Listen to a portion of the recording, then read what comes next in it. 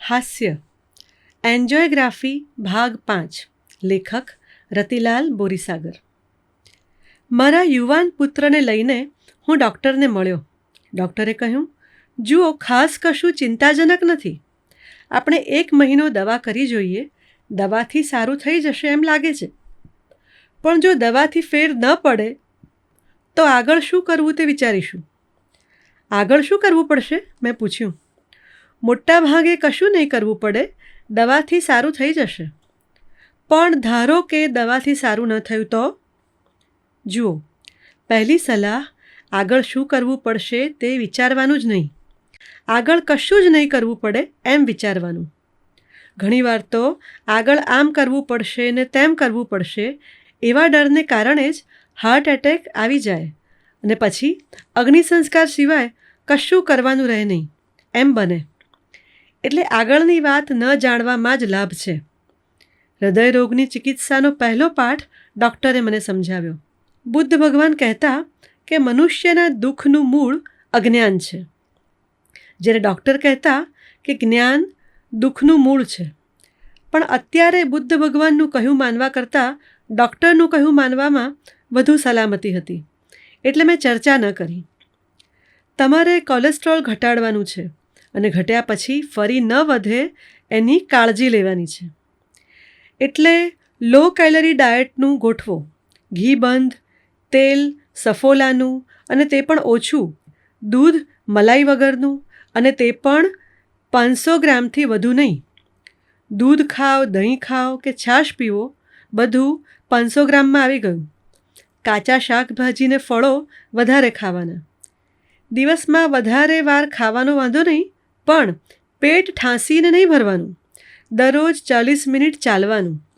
દિવસ દરમિયાન ઓછું બોલવાનું ને મોટેથી તો નહીં જ બોલવાનું.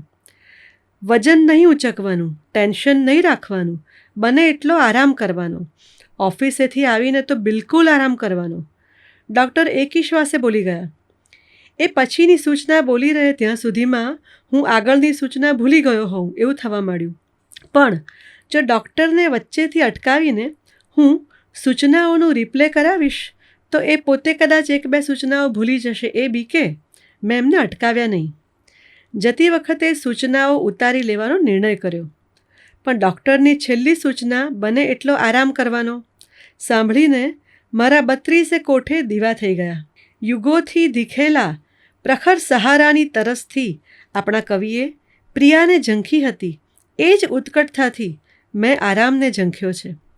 પણ ઝંખેલી પ્રિયા અને ઝંખેલો આરામ મળવા દુર્લભ છે આ જગતમાં. આમ છતાં કોઈ સદભાગીને ઝંખેલો આરામ પણ મળી જાય છે.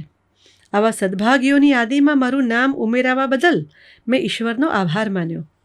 ઘેર આવીને મેં ખાવાની પરેજીની અને નિયમિત ચાલવા જવાની ડૉક્ટરની સૂચનાને એકદમ ટૂંકમાં કહી. પછી સમાપન કરતાં હર્ષાવેશમાં કહ્યું, પ્રિયે, ડૉક્ટરે મને બને એટલો આરામ લેવાનું કહ્યું છે. એ તો ડૉક્ટરે નહોતું કહ્યું ત્યારે પણ તમે એમ જ કરતા હતા ને. પરણીને આવ્યા પછી મેં તમને ઘરમાં આરામ કરવા સિવાય કશું કરતા જોયા હોય એવું યાદ નથી. પત્નીએ મારા સમગ્ર ભૂતકાળને એક જ વાક્યમાં વર્ણવી દીધો. તારી વાત સાચી છે, પણ છેલ્લા કેટલાક વખતથી મને થતું કે આ સારું ન કહેવાય.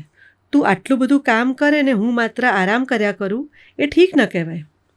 એની પ્રતીતિ મને થઈ ચૂકી છે, પણ હવે હૃદયની ભાવના હૃદયમાં જ રહેશે એવું લાગે છે. મેં ગળગળા અવાજે કહ્યું. શેની ભાવના?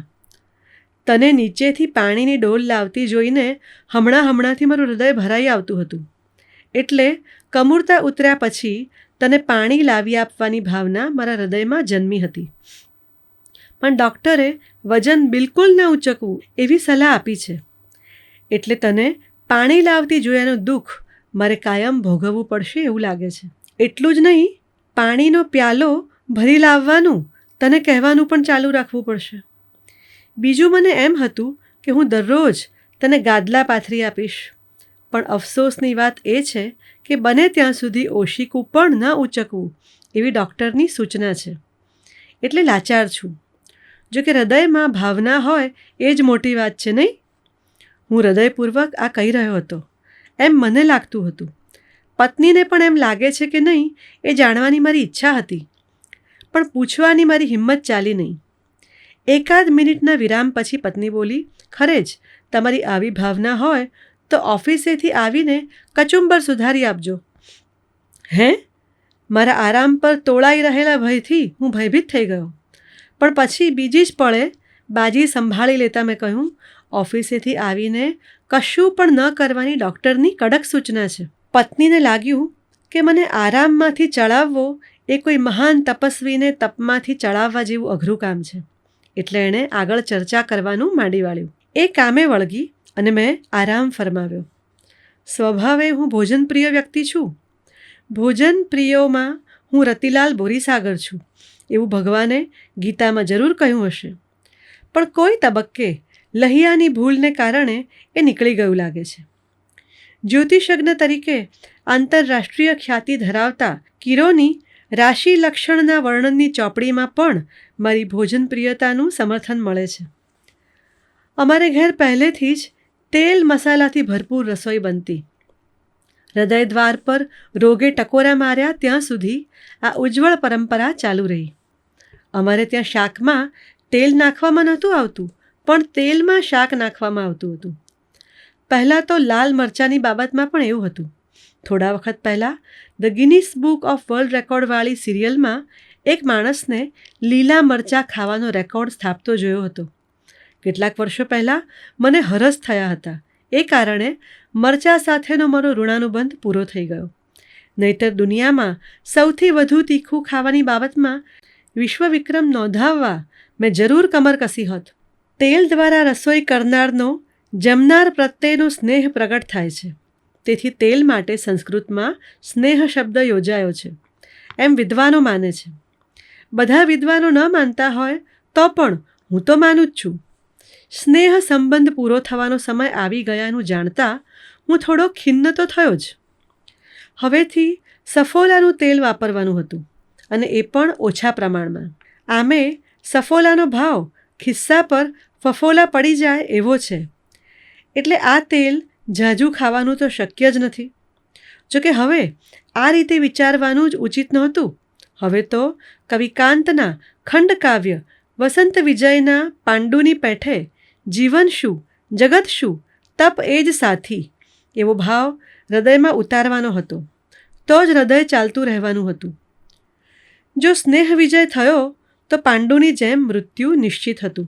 ઘી કે મિષ્ટાન પરત્વે તો મારું ઝાઝું મમત્વ જ ન હતું, એટલે એનો વિયોગ મને ઝાઝો સાલે એમ ન હતો. પણ કાચા શાકભાજી ખાવાનું થોડું કઠિન અવશ્ય હતું. પરંતુ પ્રાર્થનાની એક ચોપડીમાં મેં વાંચેલું કે મારા સંજોગો હું બદલી ન શકું, પણ એની પરત્વેનો મારો અભિગમ અવશ્ય બદલી શકું. કાચા શાકભાજી ખાવાનું મારા માટે અપરિહાર્ય હતું, પણ એની પરત્વેનો મારો અભિગમ મેં બદલ્યો. મેં વિચાર્યું કે કાચા શાકભાજી અને ફળો એ તપસ્વી ઋષિઓનો આહાર ગણાય. જ્ઞાન અને તપના પરિપ્રેક્ષ્યમાં ઋષિ જીવન જીવવાનું મારા માટે અશક્ય હતું, પરંતુ કાચા શાકભાજી અને ફળફળાદીનો આહાર કરી ઋષિપદ પામવાનું શક્ય હતું. આ વિચાર્યા પછી મને જરી સારું લાગ્યું, અને કાચા શાકભાજી ગળે ઉતારવાની ઝડપમાં નોંધપાત્ર વધારો થયો. દરરોજ 40 મિનિટ ચાલવાનું મારા માટે થોડું કષ્ટદાયક અવશ્ય હતું. હૃદયની કશી તકલીફ નહોતી ત્યારે પણ નિયમિત ફરવા જવા અંગે કેટલીક વાર મેં ગંભીરતાથી વિચારેલું, પરંતુ એ વખતે પણ મનમાં વિચારો જ ચાલેલા, ધરતી પર ચરણ નહોતા ચાલ્યા. સવારે ચાલવા જવા માટે વહેલા ઉઠવું પડે. અકાળે ઉઠવું એ અકાળે મરવા જેટલું વસમું છે. એવું એક વાક્ય શાળામાં ભણતો હતો. અકાળે ઉઠીને મેં વાંચેલું. અકાળે મરવાનું આવે તો એમાં આપણું કંઈ ચાલતું નથી, પણ અકાળે ઉઠવું કે નહીં એ આપણા હાથની વાત છે. નિંદ્રાનું પરમ સુખ જેમના ભાગ્યમાં નથી એવા કેટલાક દુર્ભાગી જીવાત્માઓને બાદ કરતાં મોટા ભાગના લોકો અકાળે ઉઠવાનું પસંદ કરતા નથી. એટલે મારે ચાલવાનું હોય તો સાંજે જ ચાલવા જવું જોઈએ એમ મને એક કરતાં વધારે વાર લાગતું હતું.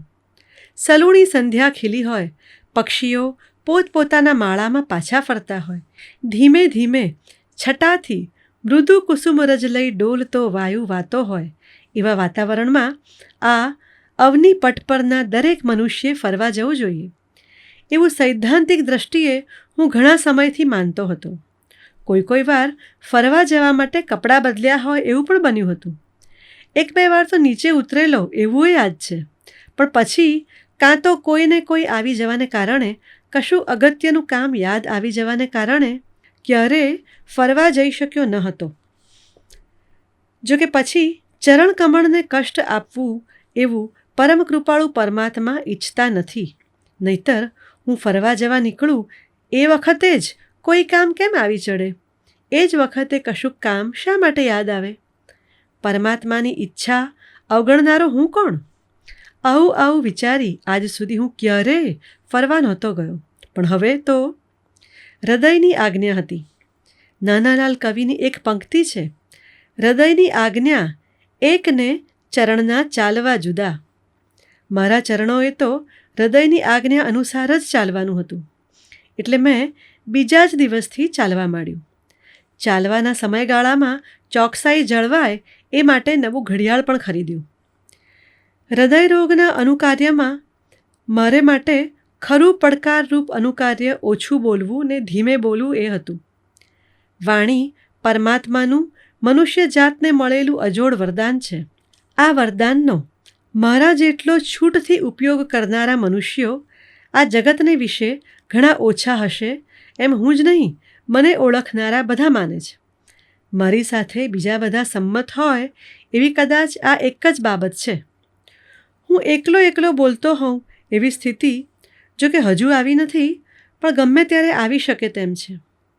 મારા ઉપરાંત બીજી વ્યક્તિ મળે એટલે સ્પીકર હું જ હોઉં. પૃથ્વીતલના કોઈ પણ વિષય ઉપર હું વાત કરી શકું છું, અધિકારપૂર્વક વાત કરી શકું છું.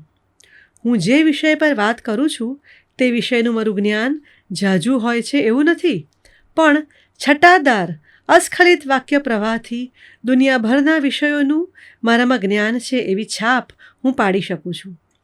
મારા પોતાના જીવનમાં જે પ્રશ્નો હું હલ કરી શક્યો નથી તે પ્રશ્નો વિશે મેં મિત્રોને, સ્વજનોને વારંવાર માર્ગદર્શન આપ્યું છે. માર્ગદર્શન લેવા તેઓ ઉત્સુક ન હોય તો પણ આપ્યું છે.